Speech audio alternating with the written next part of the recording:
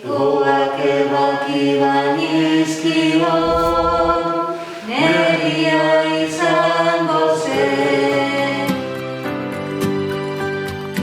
Pentsatzen dugun, baino askoz pertsona gehiago daudela. Batzutan sensazioak ditugunez, agian euskara ausartzen, haiekin euskaraz mintzatzera. Baina hori, pentsatzen dugu baina askoz gehiago eta kopuru esanguratsu bat. Orduan normalean, eren bat edo bi eren, beti egongo dira hor, kontua da ausartzea, ala ez ausartzea.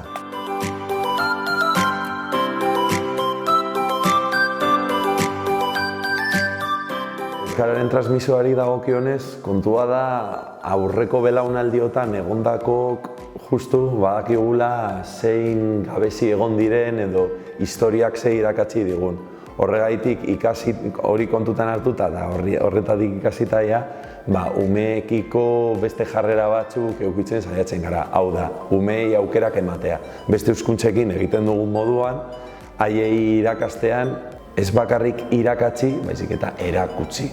Gainera euskaraz egiten den jolas hori, erakutsi. Kultura, horren atzetik dagoen guztia, artea, abestiak, eta horrekin umeei aukerak eman da, gure hurrengo belaunaldi eman da, normaltasunez hartuko du.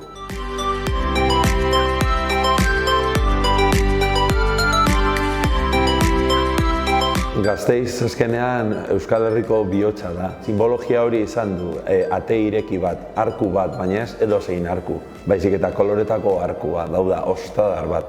Eta orduan Gasteizen egondako errealitateak, hau da, aniztasun horrek pilo bat lagundu digu hizkuntzarekiko jarrera irekiago bat izatera.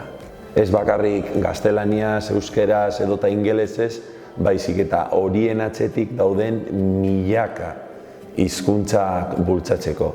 Eta hori gure errealitatean topatzen ditugun pertsonei esker ikasten ari gara.